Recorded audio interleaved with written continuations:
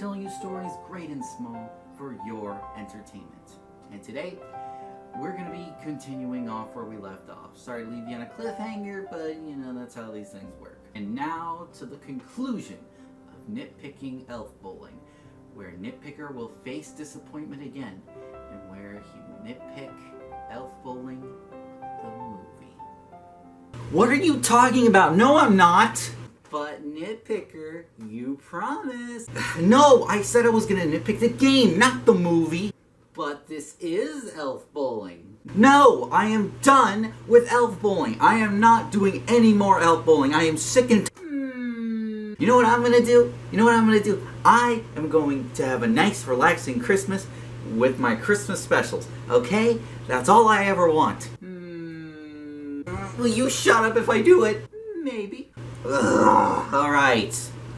Fine. PC's broken, I'm gonna have to do more PS4. Let's do this. Let's just get it over with. Let's nitpick Elf Bowling, the movie. We start the movie establishing Santa being a pirate who steals toys. Okay, you know what? That makes sense. I kinda like that change. Let's see. And he feels sorry about stealing toys from kitties, so he puts them in the ocean. What? Oh, me little ones, I owes you this and much, much more for what me and me brother stole o'er the years. I have barely started and I am already confused. So if you feel bad about it, then stop it, you idiot! This isn't like smoking where you can't stop. No, this takes work and effort to keep doing, so why don't you just stop it? Why would you steal toys just to put them back in the ocean? If you were employed, I'd understand that, but you're a pirate! Pirates aren't employed! Ugh, oh my god, already? Okay. We'll get back to that later because we meet Dingle, the same one you see in Elf Bowling 2, except it's not the same because they look nothing alike. But hey, I wasn't expecting Elf Bowling the movie to do its research. Anyway, Santa's playing bowling. Oh, I get it! For betted money, and Dingle changes the scoreboard, causing him to cut the books. He cut the books! Dingle cut the books! Cut the books? What the fuck does that mean? Which Santa blames on Dingle. They start getting into a fight, fall in the water, freeze, and wind up at the North Pole, as you do. There, an elf uses his magic ball to release them, thinking that Captain Whitebeard is the prophesized captain who will take over the North Pole and run it. Well, holy shit, can you believe it? Elf Bowling might have some deep lore. Maybe we should call it film theory. I can see the theory now. Why was this film made? So Mr. Magic Elf here accidentally puts Santa's ass on fire using a green screen effect, and the elves do this little joke, which I guess was to add funny music to Santa running around, but it only lasts for like 2 seconds, just making it pointless and shoved into the film for no reason to get a cheap laugh. Hey, I know that jig. It's a pants on fire fandango. Key of F shot.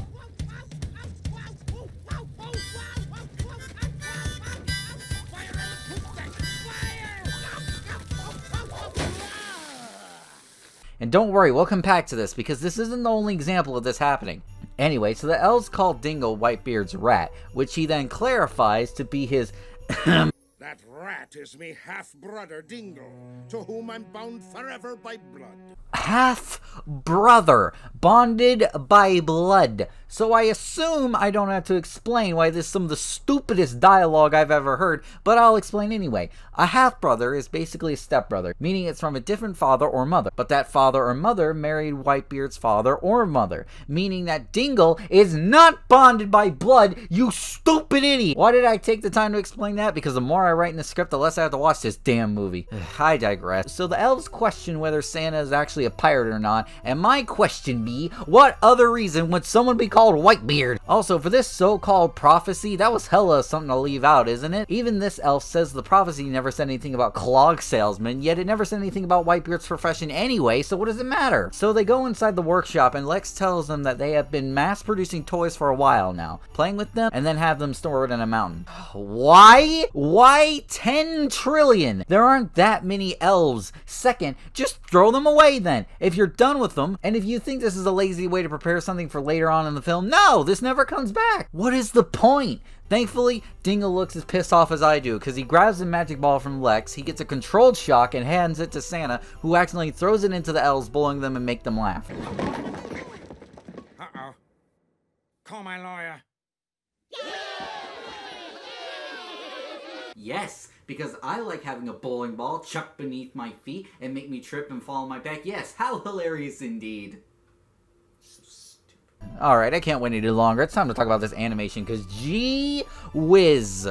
Alright, let's get the obvious out of the way. This film uses a mix of both motion capture and copy and paste animation. I swear, it's like you're watching the exact same scene you were watching a few minutes ago. It gets that bad. Not to mention, the animation is just jerky. You know, that kind of animation where it's stiff, but they try to give you the illusion of movement. And hey, I've seen some shows do that, mainly shows on Disney Junior when I'm watching my nephew. After watching this film, I saw an episode of Mickey Mouse Roadster Racers with him, and first off, damn, he upgraded from a boat to a full-on race car. God damn, add respect, bruh. Anyway, so it does have that jerky animation, but I can tell that they try not to copy and paste it for an entire episode, and there is some relatively smooth animation in some scenes to try and balance it out. Not to mention, the model quality and environments are pretty enough to distract myself, much less a small child, from it. But I can tell they're trying to make an effort. After all, this is a TV show. And you have to remember, not every episode gets its own individual budget. They usually give a budget for an entire season, which can lead up to 12 hours or even over of animation under one budget.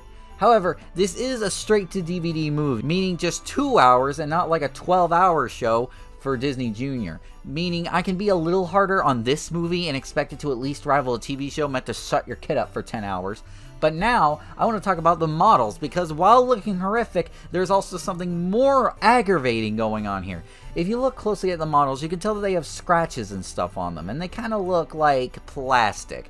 And then if you look closer, you realize that they look like little Christmas figurines for towns and stuff.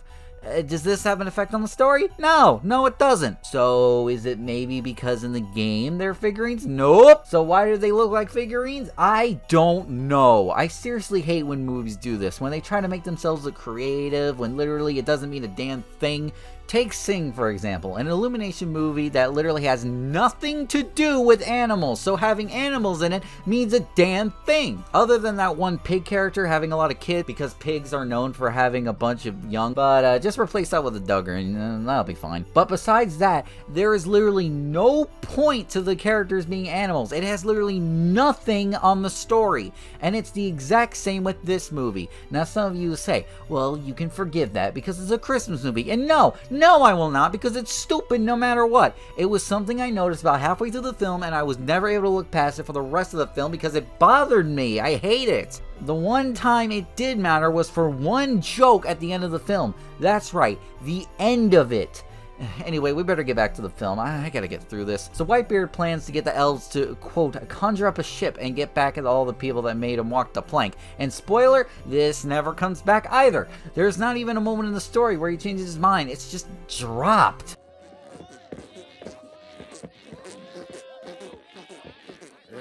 Moving on. And now, presenting the best pastry chef in all of Elfdom, Griselda. Okay, hold on. Let's talk about voice acting real quick. So in fairness, the voice acting isn't actually all that bad. Not great, but not bad either. I have a pretty low bar when it comes to voice acting. As long as the characters are somewhat believable and sound like how they look, I'm pretty okay with it. And it's not bad in this film. Whitebeard sounds like a pirate, Dingle sounds like a scoundrel brother, and this big lip guy sounds exactly how you'd expect him to. Beard, you numbskull, that's an old elf's tale. In my opinion, the best voice acting is how when you look at a character, you know exactly what they're going to sound like, or get a good image in your head. And pretty much everyone in this movie does do that, and is pretty accurate, besides the harmonica guy, but I'd say that's more to the bad character design, rather than his voice actor. Now, this bitch, this fucking bitch. Alright, I'm gonna give you a few minutes. Just look at her. Alright, imagine a voice for her. Just think about it a minute. Take it in. Just think about it a minute. Just kind of imagine what you think she should sound like. Alright, go. Oh, Whitebeard, you're such a big one. That is not what you thought it would sound like, was it? What the heck is wrong with this character's voice? Literally every other voice actor is pretty much fine in this movie, but it's just this one actor that sounds like a German and a Scottish accent mixed together and dragged through a vacuum. Like, seriously, what in the world is going on?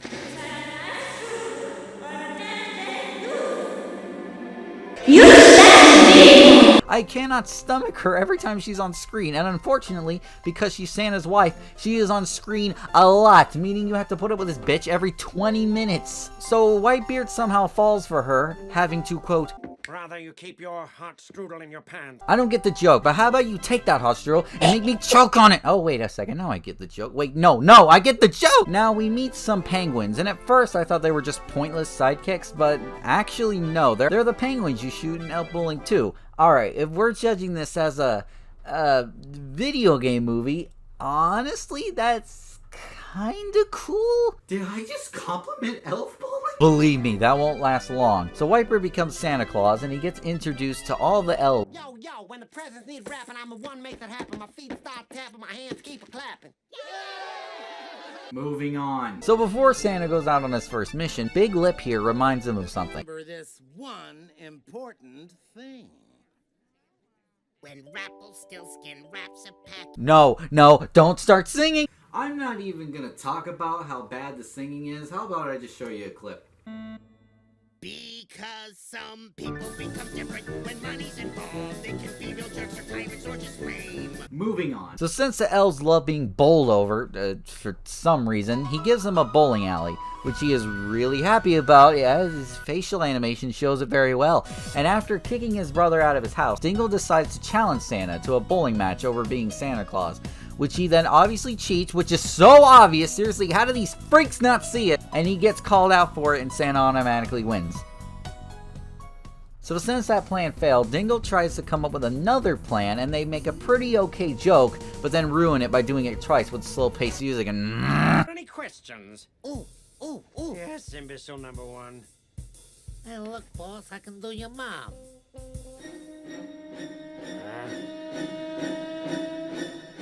Shut up!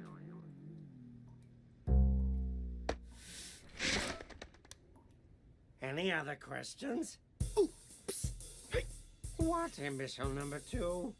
I just used the boys' room, and we ran out of aromatic spray. Can we get potpourri this time? The only thing worse is if this guy starts saying, "Oh, son of a..." With a little song. I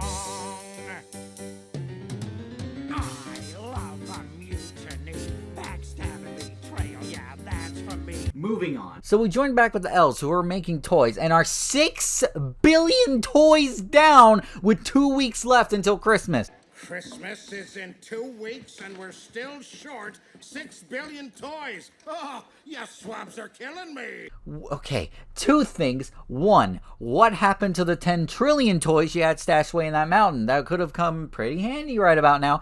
And 2, 6 billion! You all must be shit planners, because 6 billion toys with 2 weeks left? You mean you've only made 1 billion toys by now? Because there's 7 billion people in the world. By the time it became 2 weeks until Christmas, and they don't establish that this is Dingle's doing either. This is just them fucking up. How in the hell did you plan so poorly? Even with insane crunch, and I am talking no sleep, no eating, there is no way that you can make 6 billion toys, not even as magic elves. Seriously, this had to be written by a 2-year-old just tossing random numbers out, because there is no way that a team of writers saw that and thought that was plausible and keeping the script. Holy shit. Anyway, so the penguins, under Dingle's orders, destroys the workshop and blames it on Lex, causing him and Santa to go their separate ways. Well, you can't quit, because you're fired. Great! I'll grab my stuff! Later on, Dingle alerts Santa that Lex is stuck out at sea, but Lex and Santa just got into a fight, so obviously Santa will need to be reasoned with, because he's probably still mad at Lex and therefore don't want... I gotta save me poor little buddy. Or not. Nope, that argument was just a cheap way to get him away from the workshop so the movie can continue. Cool! So the penguins start a heist to music that's so original, I might as well call the people that made this movie Century 21st Fox.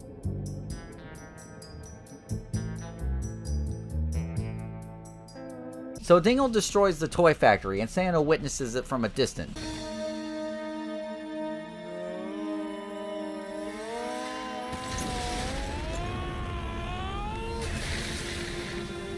What was that? What kind of scrat level of fuck is this? How does a single splash of water or whatever make Santa freeze? In the beginning of the movie, they both get submerged. Okay, that's fine. I can suspend my disbelief for that. But just a single splash of water? Whatever, I need to calm down. Back at the shore, Dingle blames the explosion on Santa and the elves go on strike, and Dingle promises to lead them, but not after another musical number. Oh, great. So let me hip you to an island where your buttocks never freeze. So the elves decide to go to Fiji after their rule stating that no bowling means no fun and no fun means no work. But thankfully Fiji has plenty of fun, meaning they can work. And they know this because Lex says they have to save Christmas, so they are going with the intention to make toys again. But Bagger, Christmas is right around the corner. What'll we do? Well, I guess since Santa fired me, and we gotta save Christmas, we're going to Fiji! I'm telling you this because it'll be important later. So they form a plane and head to Fiji, and I'll give them some credit here. I thought they were just pulling the storyline out of their ass, but if you can believe it, I mentioned in part 1 how there was an Elf Bowling 3. Well, come to find out, there was actually another Elf Bowling game set in Hawaii called Hawaii Vacation. So that means this is technically fan service for the 2 actual legitimate fans of this crap? Anyway, so on the plane, Dingle is recording stuff on his cassette player. No. So first of all, how the hell does this bitch hear him in a plane? I don't know if y'all have been on a plane before, but if you haven't, you can't hear people talk right next to you, much less in a completely different room, because planes go... Second of all, why is this in a kid's movie? After all, she's a seductress sexual character with big, She has big bedoingies. My sentiments exactly. Thank you, Brittany. Moving on. So this isn't appropriate at all for a kid's movie. Oh, and most importantly, who are you? From what we can tell, this plane came straight from the North Pole, right? This character doesn't belong here, and we've never seen her until just now. Yet the film is just acting like we should know who she is. Oh, my God, I could spend a whole video just talking about this person in particular, but I'm not gonna because I gotta get a move on, so let's move on from here, okay? Okay. So they make it to Fiji, and the bitch... I know her real name, but I refuse to call her anything else but bitch. The bitch gives them a workshop. Meanwhile, Santa is saved by Strudel Lady, while Dingle is hypnotizing the elves to make toy. Why? They were gonna do it anyway. Rewind back to what I said earlier. So the elves decide to go to Fiji, after their rules stating that no bowling means no fun, and no fun means no work. But thankfully, Fiji has plenty of fun, meaning they can work. And they know this because Lex says they have to save Christmas, so they are going with the intention to make toys again. But Bagger, Christmas is right around the corner. What'll we do? Well, I guess since Santa fired me, and we gotta save Christmas,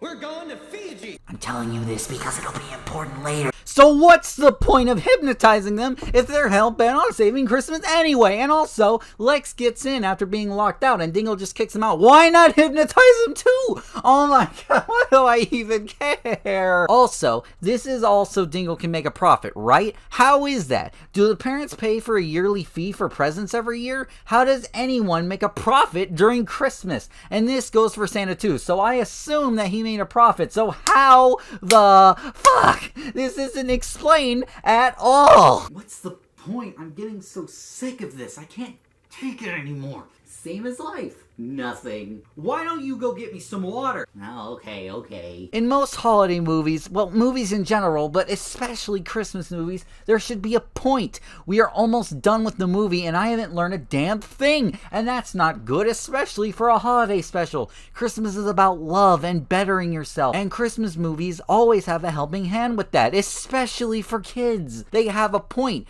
whereas this film doesn't. It's just a soulless cash grab with a lack of effort, and just wants to make a wacky movie just to cash in on the season. And that is shown no further than the box art, which is so obviously taking inspiration from Home Alone, it hurts. Even though in that film, well, yes, it was a fun and wacky comedy movie. You'd better not wreck my trip, you little sourpuss. Your dad's paying good money for it. Oh, wouldn't want to spoil your fun, Mr. Cheapskate. At heart, it was a family Christmas movie showing what happens when you don't love your family enough, and to be careful what you wish for because you might actually get it. This movie doesn't have a point. It has a lazy story, lazy structure, lazy everything, just lazy, your water, lazy.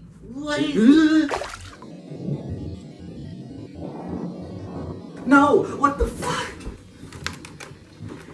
Come on.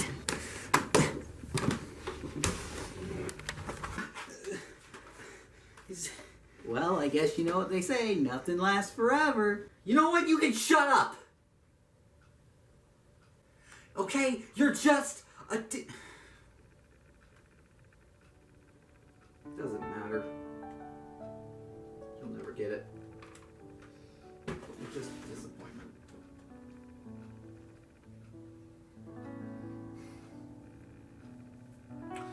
I'm going outside for a bit.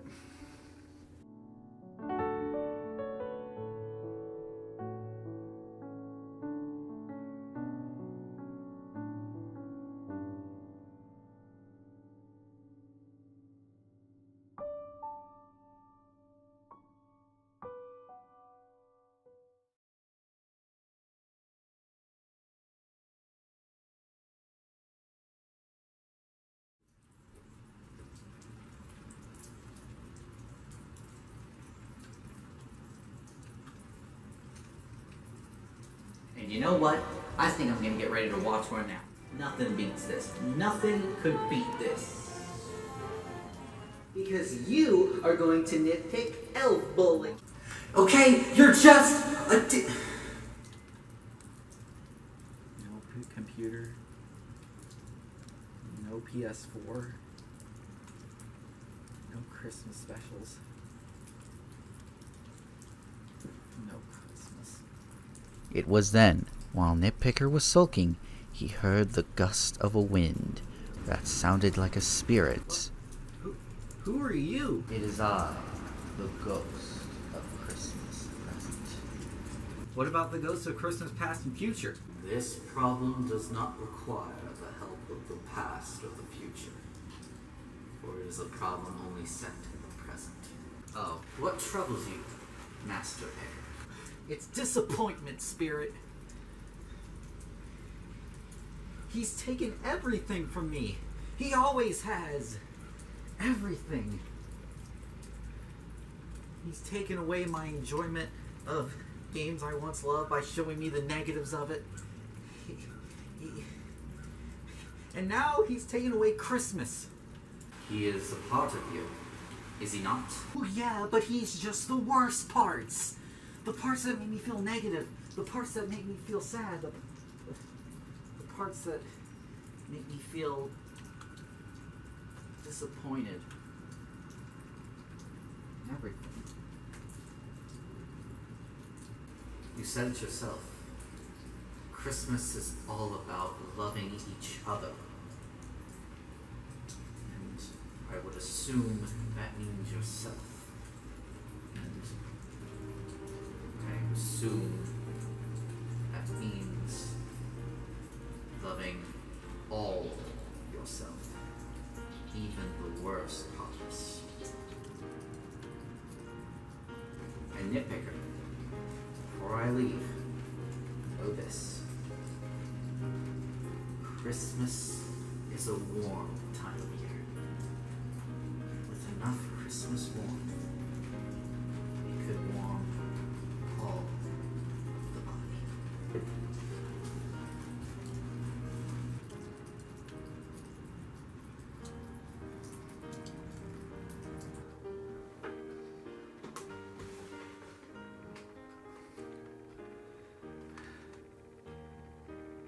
Well, I suppose I can get about 30 minutes left, which is the amount of time left in elf bowling. Well, what are you gonna do now? Not that I care, of course.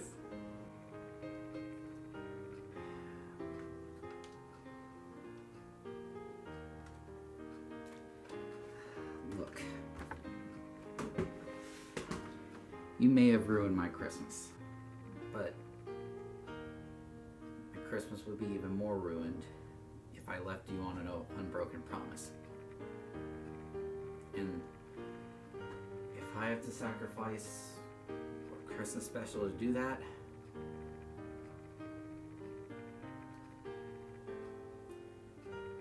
then I think that's more important.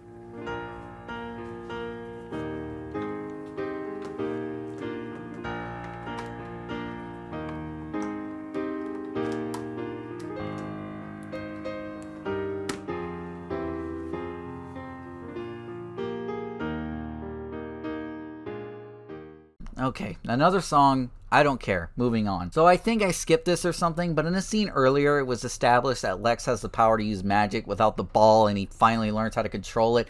One of the only good structures in this fucking thing. So Santa rushes in to try and save the day, but fails and gets taken by these two trolls.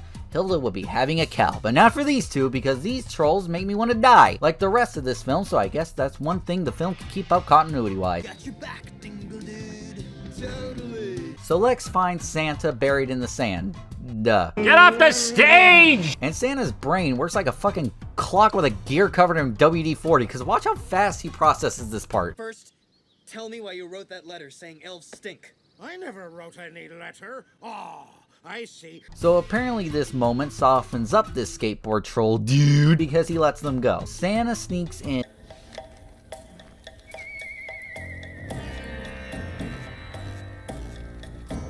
Whoa, awesome booty. And unhypnotizes the elves by making the hypnotizing wheel go the other way? Oh, I don't care anymore. So Dingle makes off with the toys, but Santa manages to get on. Shooter Lady arrives in a taxi and gets in a cat fight with the bitch. Dingle challenges him to a bowling rematch. Alright, so obviously the bowling match in the beginning was just a tease. Maybe now we'll get a true bowling match. No cheating, just a clean, actual bowling match with, and it's basically the same as the first bowling match, cheating and all. Except it makes me angry because Dingle switches out Santa's ball for a bomb instead, which would explode the pins and actually make him easier to get a strike. And elves still don't catch him immediately, even though it's painfully obvious he was cheating, meaning there was no payoff, and this was just a complete waste of time. Just like this film, a complete waste of time and an insult to this holiday season. It has bad animation, no structure, things that shouldn't be shown to kids, mediocre voice acting, jokes that make me want to cringe, and most of all, a Christmas wasted on this stupid movie. While yes, I could see a counter argument that it's just dumb fun, you know, so bad it's good. That's not acceptable enough to me for a Christmas movie, a season dedicated to showing love and peace, sacrificing your own desires and wants for the betterment of those around you. So for a film to be so lazy and not at least try to give you a movie that's actually decent quality, much less a message, is against everything Christmas stands for.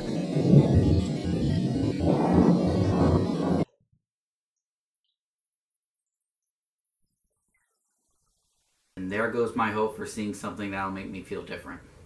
Well, you know what they say, nothing lasts forever.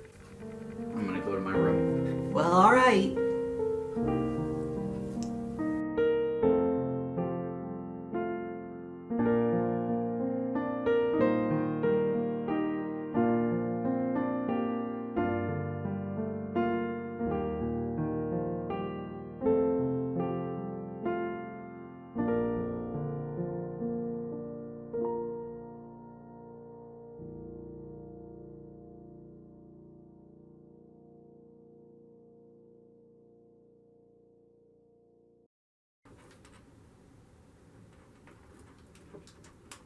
Oh, hi.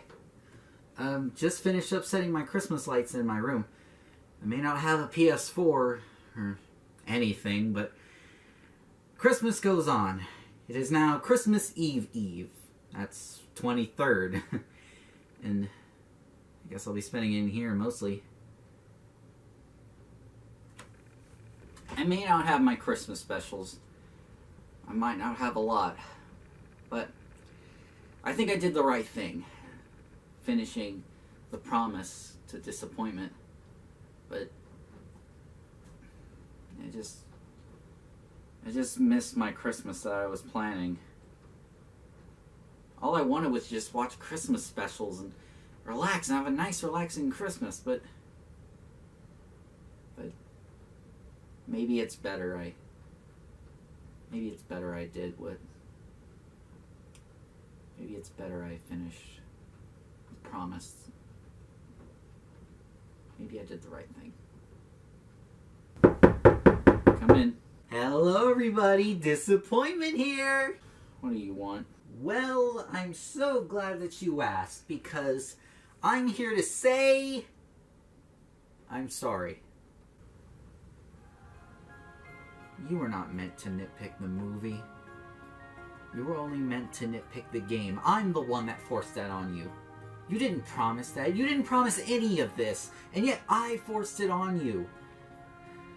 And now I ruined your Christmas because of it. And it's all my fault. I'm sorry. But disappointment, I did promise you. The words I say are my promises. I told you I'd nitpick it, and that was my promise. So does that mean, yes, disappointment, of course. I forgive you. Well, I am so glad for that, because I brought this to say thank you. Wait, you got me a new one? I did. But how did you get it? The Ghost of Christmas Present helped me get it. What?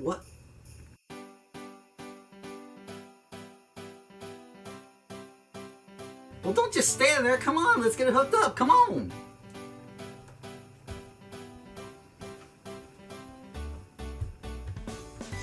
Well, I mean, I guess since you fixed it, I guess we gotta play a game. What do you want to play? Tony Hawk Pro Skater?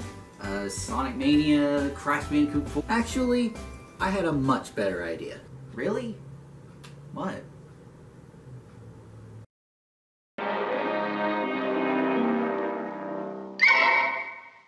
Oh, is this your snowbank?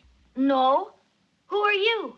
Well, actually, And you're right, this was a much better idea. Well, I mean, you said it yourself. All you wanted was just to watch your Christmas specials, so I felt like the best thing was to give that to you. So, how long until you start being disappointment again?